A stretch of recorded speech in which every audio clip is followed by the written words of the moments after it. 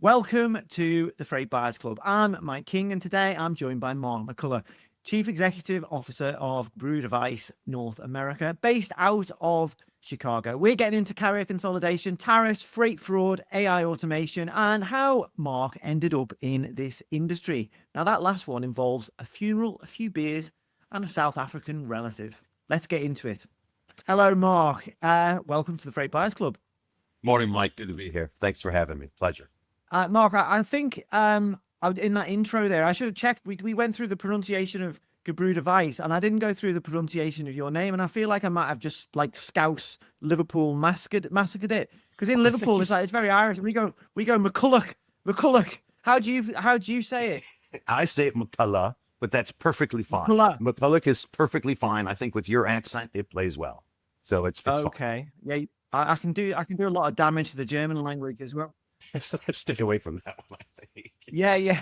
You pronounce it that way because no one in your family can do like a Liverpool accent. Is that it? Or well, we never even knew it. I mean, I've got like 1% Irish in me. I'm like 88% Swiss. My DNA told me. So I don't know. You tell me. I have no idea. All right, let's get on with the shipping and logistics. I'm definitely digressing. Mark, last week, me and Nils Roche broke down the proposed ZIM Hapag-Lloyd tie-up.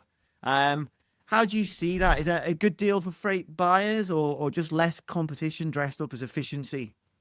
Yeah, I think with these things, sort of depends who's buying whom, what their overall interests are. I think their long-term interest. I think with Hapag-Lloyd from a NVO freight forwarding perspective is a good partner. They have been for many, many years and continue to be.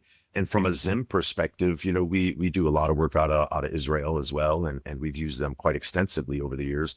We've always viewed them as a more value type of carrier, maybe not as reliable on the services. And I think that, Hapag, of course, if that deal does go through, I think we see more reliable services out of that area. I think, you may have a little less competition, but I think overall freight rates are very, very low right now. And also from an NVO perspective, we don't mind higher freight rates. And, if the steamship lines make a reasonable profit, I think it's better for everyone, as opposed to the massive peaks and troughs that we've seen over the last decades. How do you think this plays into how people view the Trans-Pacific? Maybe not in this contracting season, but maybe next. There's so many things going on in ocean freight at the moment as well. Possible Suez return. There might be an attack on Iran. I don't know. This could age very quickly. Excess capacity. There's more and more blank sailing. Yes. How are you viewing the ocean freight market, and where do you think Transpac is looking this year and maybe next year? Yeah, I think it's still depressed. I think everything you said right there is very clearly headwinds, right? Especially the Trans-Pacific. Transatlantic, obviously not quite as depressed. Rates still remaining elevated. There's still good business happening there. With the Trans-Pacific situation right now, just the added capacity alone, adding 7% year over year to total capacity over the next 3 years, with the outlook that global GDP is not going to be as strong as it has been. So that's not a great recipe for booming commerce in the next 12 to 18 months. But listen, I think we're still bullish. I think that shippers are very resilient. They've become very agile, again, in that same time span. So, we're still bullish on that. And I think as trends change, ocean freight patterns change, trade lanes change, trade partners change, we all have to remain agile, as we have had learned to do really since the pandemic. So the message from GW is on ocean freight, at least, then there's a lot all the powers now not with the carriers as it has been for quite a few of the last few years. Is that what you're saying? Yeah, I'd say the shippers are definitely in the driver's seat. I think, coming into this contract season, which seems to become more and more delayed, you go into TPM in a couple of weeks, or you're thinking about it, as I heard on a previous podcast. I'm poised to press buy on the flights. Right. Okay. So you're in the starting block. You're hopeful. Yeah. So, there's probably not a lot of deals getting done. It's too early, right? Some people are talking about a price war on the Trans-Pacific as well. How long can the carriers hold out? People aren't going to sign at $1,750 if they're going to see $900, in a price war sometime in July.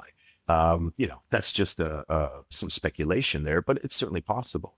These are things we saw right before the GFC, 08, 09, prices got to record levels, and that wasn't great either for the for the global economy. But we still need a bit of a reset in certain areas as well. I mean, it's way too cheap on the TP, right? Obviously, the trade there is depressed. Now you have bottlenecks coming out of Southeast Asia, where a lot of people have pivoted and shifted to, right? Vietnam, Malaysia, Indo, whether those are smaller feeder vessels coming in there and helping to improve the flow, which is obviously what it's going to have to be. They're going to not need necessarily these massive super carriers going from Shanghai to LA every 12 days. Boom, boom, boom. So a lot of capacity. Where do they park it? How long do they park it? Where do the next needs arise? Where do the next disruptions happen? I mean, again, from a freight forwarding perspective, that's how we make our money, right? And when things are running very smoothly, there's not a great need for a high-level service provider. When you have volatile regulatory landscape, when you've got Houthis launching rockets, various geopolitical issues, then people need to rely on their service providers, whether that's the customs consultant side, the freight forwarding side of it. It's nice to have people that you can rely on as an extension of your business, and that's what we try to be. Obviously, on the Transpac, the big question for a lot of those that ties in with a lot of those points that you just made is U.S. trade policy. We're now on year 2 of the Trump administration.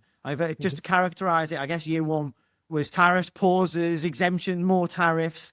Sure. How are you feeling, or how are your shipper clients feeling moving forward? Are they more confident about deploying meaningful capital at the moment? Sure. Does it feel like things have settled down a little bit more, or are we just getting used to the idea that this is what this market looks like now, this is what this administration looks like, this is what trade policy and the geopolitical landscape looks like, it's volatile, and just accept it?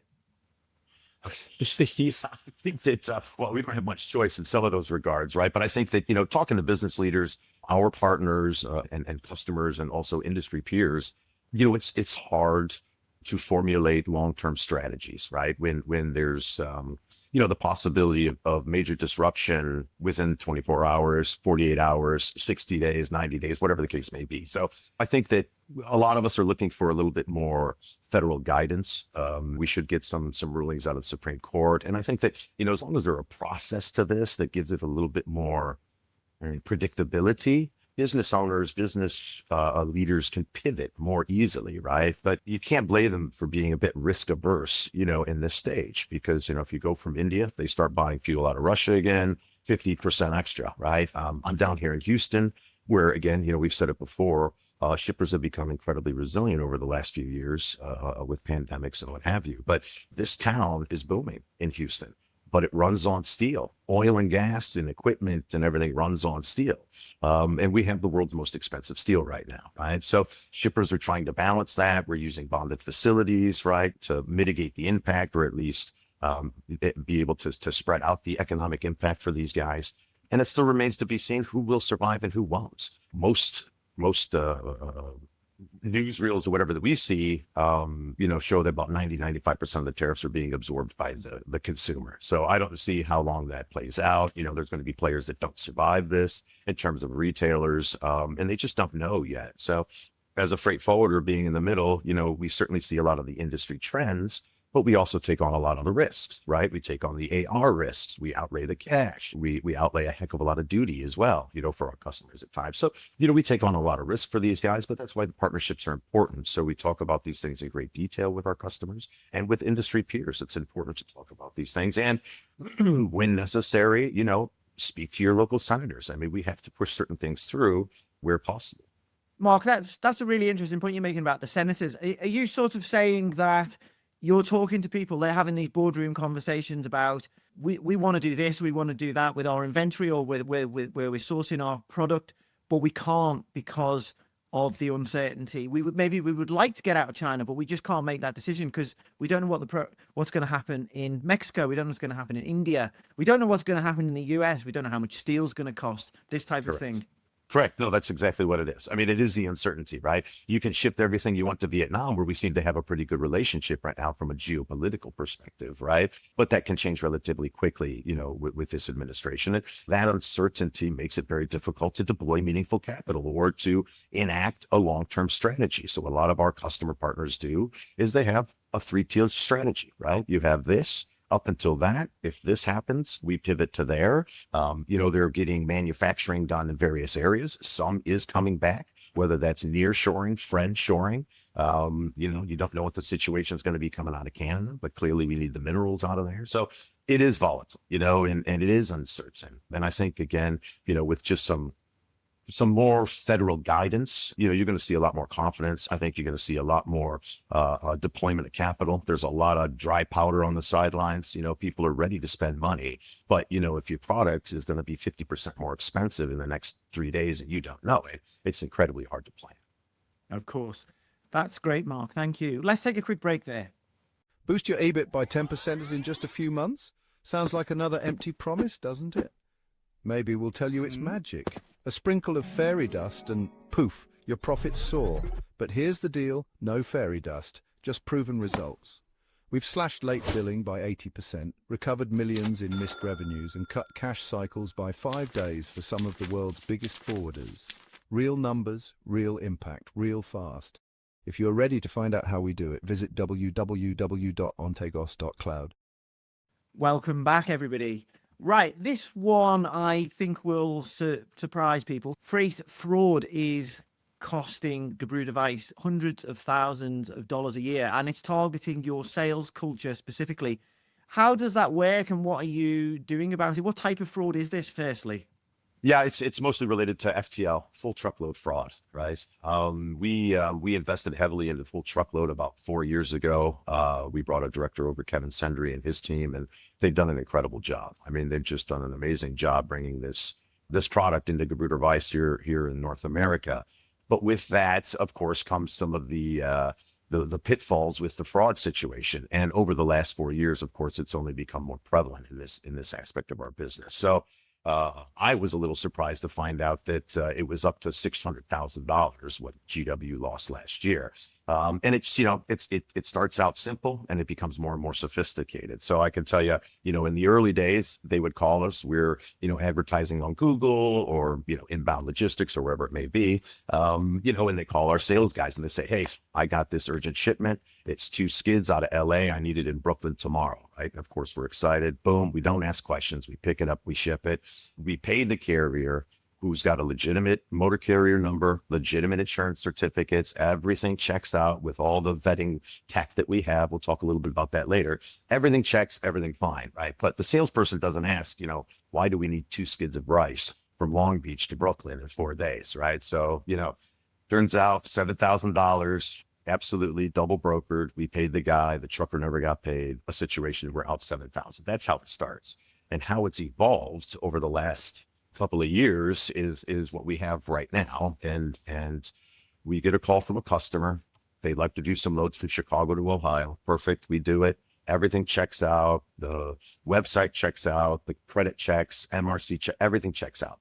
So we're doing the loads. As soon as we post the loads on a trucking dial a trucker, a trucking board, then a carrier comes on and says, boom, they give us a very favorable rate for that. They check out, good history, everything vets, and we give them the load. Perfect. It's a legitimate shipper, legitimate consignee. The load goes, we get paid, they get paid, everything works. We do 2 or 3 of those. It works amazingly. Now, 2 weeks later, they tell us we have this new project. It's 10 loads, live loads, LA, Brooklyn, right? $12,000, we need it here. Boom, you get moving on it. Great, good customer. We're ready to rock and roll. We post it on the DAT board. Their carriers, their accomplices are waiting for that. They jump on it. They give us an incredibly favorable rate. Everything checks out. Everything vets, motor carrier number, etc. Boom. We hire them, freight gets picked up, it's moving, they get paid, and what they've done is they've already brokered it to somebody else. They didn't get paid. We paid the middle carrier $150,000, right? And it's gone. It's done. That guy's gone. I've got cargo that may or may not be even legitimate at this point because they've drug us in with legitimate loads in the beginning, right? And in most cases, they're not legitimate in the end. So you go in, you look, the executive, the CFO, everything matches with the legitimate company, right? But 2 letters in the last name, 1 letter in the first name and the email address, and they're clever. They're sophisticated. So very sophisticated. It is, yes. And it's new stuff every week. I mean, we learn every week, and again, this is something that we take on for our customers. We have to make these commercial decisions, but we're learning through it. So, it's a very expensive lesson, certainly, but we are learning for it. And that's why I think it's important, again, for us industry peers, to share these stories, to get this stuff out there, because we're all victims. I'm just open about some of our wounds that have been inflicted, but I think it's important that we share these stories. It's not just us, Yeah, sure. GW is not the only one. And this connects a little bit to your automation journey, because I guess the one way of getting around this is deploying tech to protect against fraud. Correct. But we were talking earlier, we were going to meet in Manifest, and I couldn't make it originally. That's where you go and source a lot of this tech. You're now using bots to make carrier calls, or you will be soon. And this is like document splitting, tracking updates, lead vetting, that type of thing. How's that going? And on the second point there, how do you go about then looking at how you might replace like your shared service teams? I know you have them in Sure. Latin America or in Asia. How's that conversation going? Yeah. No, this is a very fluid and dynamic space, right? I think, the Manifest conference, which is an excellent industry conference, I highly recommend it. We started exhibiting there about 3 years ago, but really the partnerships that we made there from the tech perspective, have really helped to carry GW and our products to the next level. Partners like Turvo, on the FTL brokerage side, we then developed the LTL brokerage side together with Turvo. We're very proud about that. But then we add on tech like Fiway, who's vetting these carriers, who's up to the minute to updates, motor carrier number checks, insurance certificate checks, making sure these guys are legitimate, background checks on drivers. It's just unbelievable tech that we add on. Argado does the same thing for us on the southern border, vetting carriers too from Mexico. It's a tremendous partner. We've got organizations like Levity on the AI side, and those are the ones that are helping us split documents. They're opening files for our operators, right? Our operations process is estimated to still be about 35% manual, right? That's what we want to automate. We train our freight forwarders at GW from A to Z. They don't just handle a delivery or a pickup, right? They do the whole thing. So what we want to automate is them having to go to a copier or having to split documentation or, do stuff that a computer can update the actual times of departure, arrival, et cetera, et cetera. What's the custom status, right? So this is all AI taking this in right now. And that for us has worked very, very well. Traditionally, we have had teams in the Philippines, which we still work with today, very, very closely, good partners of ours, and in Latin America, that do a lot of that work in the background, that would update shipping details, that would make sure documentation was straight. And what's happening now with them in many cases is they're being upskilled to handle more difficult tasks, right? So then they're actually now making sales appointments and calling, and this is things more complex conversations with shippers that bots can't quite do quite yet, right? And some shippers just don't appreciate bots, right? So you have to balance that as well. So in GW, we still want to have the personal touch, right? We think it's important to train your freight forwarders from A to Z. Again, this business is so complex, as listening to all your podcasts, there's so many aspects, government agencies, regulatory authorities, third-party influencers, but it's important for us to have incredibly good partners as well as we strive to provide service to our partners. Everyone's talking about this, Mark. I mean, it seems to me when I'm talking to people on the podcast and away from it as well, there's this real rush across supply chains. Everyone knows they've got to be right on top of where tech's going, particularly where AI is going.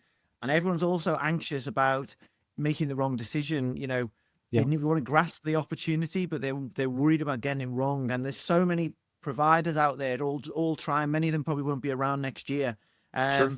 What's working for you, and what would you say you've been getting wrong sometimes? I'm assuming that happens occasionally. Oh yeah, of course. It's just more than I'd like, Mike. I'd like for sure, but you got to try things, right? You got to get out there and try stuff. What I think I find is that everything sounds great. Implementing it is another story oftentimes. But what I've found is that these tech guys, it started out at Manifest 3 years ago, hundreds of little boos, and then one joins another, gets together, gets purchased, right? And what's actually happening is you would have 3 or 4 tech providers that's now consolidated into maybe one, right? Or 2. And that has actually improved very well.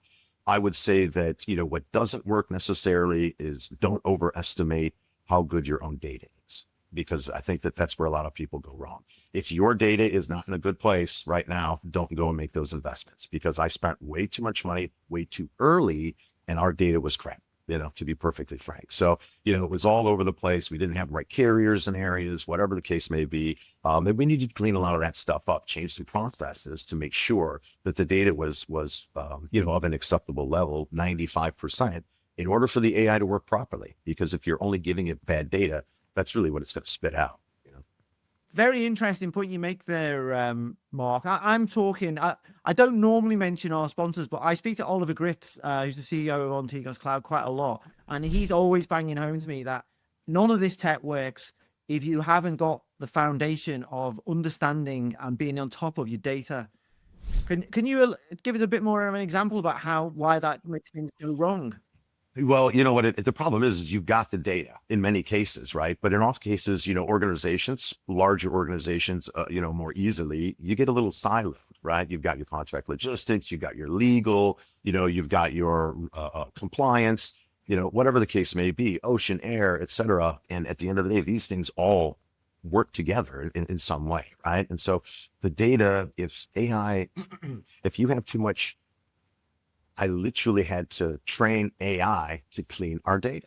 And the fact that we can do that now, I mean, I didn't do it. We have very clever people that are doing this, right? But the AI is teaching itself with the XML files that they're uploading, what is crap data and what is not, right? So until you can get to that point, you need to absolutely have the right foundation. So you need to know what data you want, right? Make sure what's the key, because if you get too much, again, it just becomes noise, right? You can't even get, decent dashboards. It just becomes too noisy. So data is key. Absolutely. Get rid of, purge old data, whatever you can, and you can't start soon enough. Take it from me. So it's, and that is more manual than you think, and it takes time. Thanks for that, Mark. Just to finish on a lighter note, if we might, I sort of know this story, but I'd love it if you could tell it. So a funeral, a few beers, and a South African relative. Please tell us how you got into freight.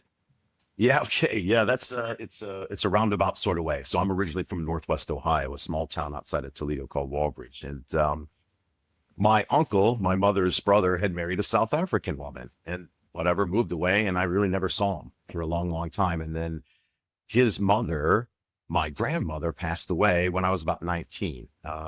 And they came back for the funeral, right? It was the first time I had met Aunt Jane, and she was in the freight forwarding business and in Johannesburg, South Africa. So, of course, I was coming from Northwest Ohio. You don't get out too often. Back in the late 90s, there wasn't much internet or anything like that, and I wasn't reading the encyclopedias. So it was very interesting for me, right? You didn't hear people with accents very often in that part of the world. So the funeral came and went and everything good. Post-funeral, you were at my uncle's house, and she's had one or two many white wines, and she begins telling me how I'm wasting my career and wasting my life, and that I need to get amongst it and do something with my life, and then I should come to Africa and be in freight forwarding. And I said, sure. 3 weeks later, I was on my first international flight to Johannesburg. You could get visas very easily back in the day. And, the first time I left the United States by plane was to Johannesburg, South Africa. So I went there. I didn't know what the heck a freight forwarder does, what we did. She put me in sales because I had an American accent, and I just learned it from the bottom up. So fortunately, I had worked in warehouses and, knew what a forklift was and a bill of lading and those types of things. So I was not a complete newbie, but pretty raw. Culture shock for sure for 6 months. I didn't leave the house, but ended up staying for 3 years. And it was the greatest experience I ever had. It was wonderful, really. Beautiful place, great place to learn freight forwarding. Yeah, great place to learn freight forwarding. So changed the course of my life, and I'm very thankful for it today. And then Aunt Jane actually came back and worked for me. She ran my Dallas office for me for about 10 years, and now she's retired in Florida and somehow still doing accounting tasks or something for the company. So it all comes full circle, and it's been one hell of a journey. So it's been great. But a big thanks to Aunt Jane, then all this conversation wouldn't have happened. That's right. Yeah, for sure. I'd be working in some factory or getting replaced by AI right now. So yeah, it'd be trouble. Right. Well, enjoy your retirement. I'll tell you what, South African, Karen, who's the production editor, will cast a beautiful magical spell, and hopefully on screen you can now see the good, the bad, and the ANC, which is my attempt to explain what the freight market's like in South Africa at the moment. Very interesting. But Mark, brilliant conversation. Where can people find you next, or if they want to get in touch? Yeah, I mean, listen, LinkedIn is always the easiest. You can find us at gw-world.com or Mark McCullough, mark.mccullough at gwworld-.com. You'll find me. It's easy enough out there. I look forward to it. Don't hesitate, Mike. Thanks for the time. It was great catching up with you again, man. Good to see you. Thank you very much, Mark. Big thanks also to Tom Ball and Karen Matthews for making our production look so good. Please do subscribe, leave a review, and share this episode of the Freight Buyers Club with someone in procurement who needs to hear it. And thanks, as always, to Ontigo's Cloud, the freight forwarder profitability specialist. I'm Mike King. See you next time.